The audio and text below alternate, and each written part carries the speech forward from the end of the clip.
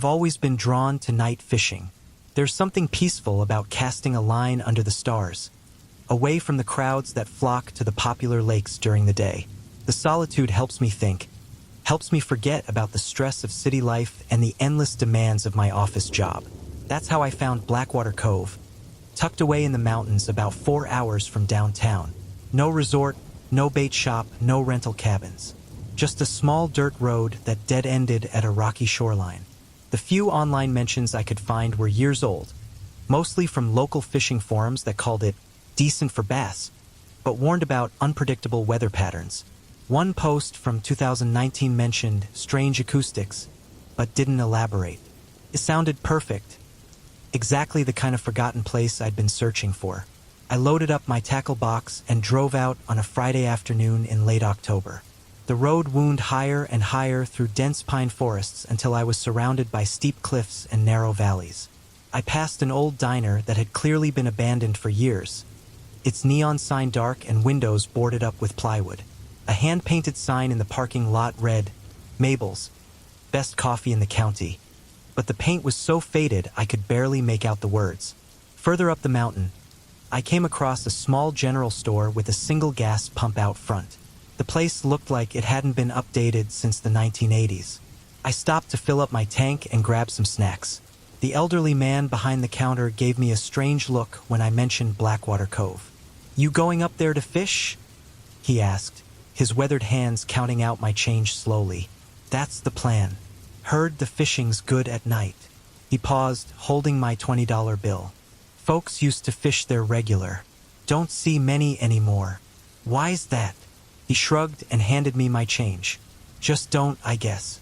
By the time I reached the lake, the sun was already setting behind the mountains, painting the sky in deep oranges and purples. I parked my truck in a small clearing near the water's edge and started unloading my gear. The silence up here was incredible. No traffic, no city noise, just the whisper of wind through the trees. As I was setting up my folding chair and organizing my tackle box, I heard footsteps on gravel behind me. I turned to see a game warden approaching from an old trail that led back into the woods. Something about him seemed off. His uniform was official enough, but it looked like he'd been wearing it for days. His face was unshaven. His eyes had that hollow look of someone who hadn't had a good night's sleep in weeks, and his hands trembled slightly as he walked. "Evening," he said, his voice flat and emotionless. "You planning to fish tonight?" "That's the plan," I replied, adjusting my folding chair by the water's edge. "Heard the bass bite better after dark here." He didn't respond right away, just stood there, staring out at the dark water with an expression I couldn't quite read. Fear? Exhaustion? Something else entirely? "You need to be gone before midnight," he finally said, his voice barely above a whisper. "Pack up all your gear and leave before the clock strikes 12. I laughed, thinking he was joking. Is there some kind of fishing regulation I don't know about? Quiet hours or something?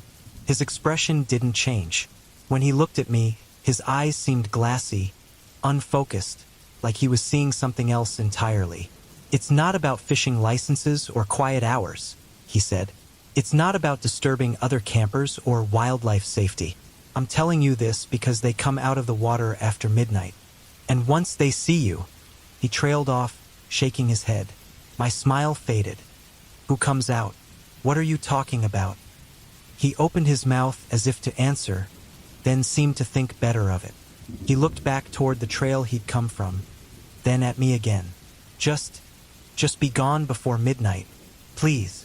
With that, he turned and walked away, disappearing back down the trail into the darkening woods. I watched him go, feeling more confused than concerned. I'd encountered paranoid park officials before, people who'd spent too much time alone in the wilderness and started seeing things that weren't there. But I'd driven 4 hours to get here, and I wasn't about to let some cryptic warning ruin my weekend.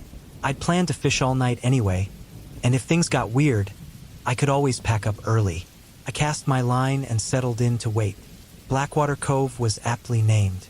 The water was so dark it looked like liquid obsidian, perfectly still and reflecting the emerging stars like scattered diamonds. As night fell completely, I realized just how quiet it was up here. No wind rippled the surface. No insects buzzed around my ears. No night birds called from the trees. The silence was so complete it felt almost oppressive. Around 9 p.m. I felt my first bite. The rod bent suddenly, and I set the hook, expecting to fight whatever was on the other end. But as I reeled it in, something felt wrong. The resistance was there, but it was strange. Too smooth, too steady, like whatever I'd caught wasn't fighting at all. When I brought it to the surface, I saw it was a bass, maybe 2 pounds. But something about it made my skin crawl. The fish wasn't thrashing or struggling like they usually do. It hung from the hook completely still, its mouth opening and closing in perfect silence. Its eyes, normally bright and alert, looked cloudy and vacant. I quickly removed the hook and released it back into the water. It disappeared beneath the surface without so much as a ripple. I cast again, telling myself it was just a sick fish. These things happened in nature. That's when I heard the singing. It started so softly I thought it might be wind through the trees. But there was no wind, the air was completely still. The sound seemed to come from across the lake, a melody that rose and fell like gentle waves. It was beautiful in a way that made my chest tight, haunting and somehow familiar, though I was certain I'd never heard it before. The melody had an ancient quality to it, like something that had been passed down through generations, evolving and changing until it was more feeling than song. I found myself humming along without realizing it. I checked my watch. 10:15 p.m. Still plenty of time before that midnight deadline the warden had mentioned. But the singing was getting stronger, more distinct. I could almost make out words now, though they were in no language I recognized. The syllables flowed together like water, sometimes sounding almost English, but always just out of reach of understanding. Around 11 p.m., I caught another fish, then another, each one the same as the first, silent, still with those same cloudy eyes. I stopped keeping them, just releasing them immediately back into the water. But I noticed something that made my hands shake as I baited my hook again. Each fish I caught was larger than the last, much larger. The latest one had to be at least 5 pounds, but it came up from the depths as easily as if it weighed nothing.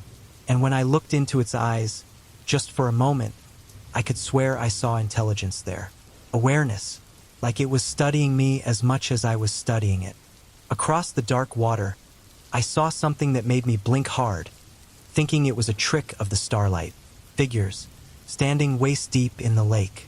At first, I counted 3 of them, pale shapes barely visible against the black surface of the water. Then I saw more. 5, 7. They seemed to be emerging from the depths like the water itself was giving birth to them. They stood perfectly still, and even from this distance, I could tell they were all facing me. The singing grew stronger. Multiple voices now, harmonizing in that same eerie melody. I should have been terrified, should have grabbed my gear and run for my truck. But something about the sound held me in place. It reached into my mind and told me to stay, to listen, to cast my line again. One more fish, just one more. My hands moved without my conscious control, baiting the hook and casting out toward the figures. The singing changed, becoming more urgent, more inviting. The melody wrapped around me like silk, and I felt an overwhelming urge to step closer to the water's edge. I looked at my watch again. 11:47 p.m. Just 13 more minutes. I could stay for 13 more minutes. The thought of leaving now, of never hearing that beautiful song again, filled me with an inexplicable sadness. That's when my rod nearly jumped out of my hands. Something massive had taken the bait. The line screamed out as whatever I'd hooked dove deeper and deeper into the lake. But there was something wrong about the way it fought.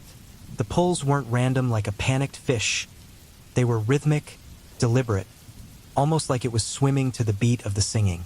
The figures were closer now, much closer.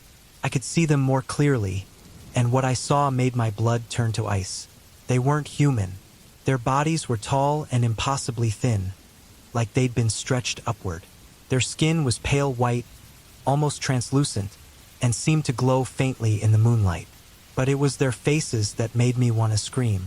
They had no eyes, just smooth expanses of skin where eyes should be.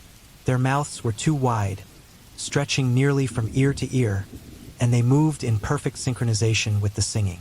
But the sound wasn't coming from their mouths. It was coming from everywhere at once, as if the lake itself was singing. My watch beeped. Midnight. The figures began to move. Not swimming, not walking. They glided across the water's surface like they were made of mist. The singing changed, becoming something else entirely. Where before it had been beautiful and inviting, now it was urgent, commanding. I felt it pulling at my mind, telling me to come closer, to step into the water, to join them. The thing on my line gave one final, tremendous pull, and I lost my balance. I stumbled forward, my feet splashing in the shallow water at the lake's edge. The cold shot up my legs like electricity, and suddenly I could think clearly again. I looked down and saw my reflection in the water, but it wasn't just my reflection. There were other faces looking back at me, dozens of them, all with those same eyeless features and impossible mouths. They were singing up at me from beneath the surface, their voices creating ripples that distorted their faces into nightmare shapes. I dropped my rod and ran. Behind me, the singing rose to a crescendo that seemed to shake the very mountains. I could hear splashing now, lots of it, as if dozens of things were emerging from the water all at once. The sound of wet feet slapping against rocks. The whisper of something large moving through the reeds. My truck was parked about 100 yards from the shore, up a steep embankment. I'd never run so fast in my life. Branches whipped at my face as I crashed through the underbrush. I could hear them behind me, their song now a discordant wail that made my teeth ache. I fumbled with my keys, my hands shaking so badly I could barely get them in the ignition. The engine turned over on the third try, and I threw the transmission into drive without even putting on my seatbelt. As I peeled out of the clearing, gravel spinning under my tires, I made the mistake of looking in my rearview mirror. The entire shoreline was lined with pale figures, dozens of them, all standing perfectly still, all staring at my truck with those empty eye sockets. And behind them, rising from the water like some impossible mountain, was something so large I couldn't process what I was seeing. It had the same pale skin as the others, the same eyeless face, but it was the size of a building. Its mouth opened, and the sound that came out shattered my rear window. I drove through the night without stopping, not even for gas. I didn't feel safe until I was back on the interstate with streetlights and other cars around me. Even then, I kept checking my mirrors, expecting to see pale figures standing in the road behind me. That was 3 weeks ago. I've tried to convince myself it was a hallucination. Too much stress at work, too little sleep, something in the mountain air. Maybe carbon monoxide from a camping stove I hadn't used. I've come up with dozens of rational explanations. But every night since then, I hear that melody playing softly in my dreams. And sometimes, just sometimes, I catch myself humming along. Yesterday, I walked past the fountain in the city park near my apartment. It's one of those modern installations with jets that dance to programmed music. I've passed it hundreds of times without giving it a second thought. But this time was different. For just a moment, as the water jets reached their highest point, I could swear I saw a pale figure standing among them, tall, thin, eyeless, and it was singing the same song, the same beautiful, horrible song that had called to me from Blackwater Cove. I stood there for I don't know how long, listening, feeling that familiar tug in my mind telling me to come closer, to step into the water. A jogger bumped into me, snapping me out of my trance. When I looked back at the fountain, there was nothing there, just water dancing in the afternoon sun. But I can still hear it singing, and I think it's getting louder,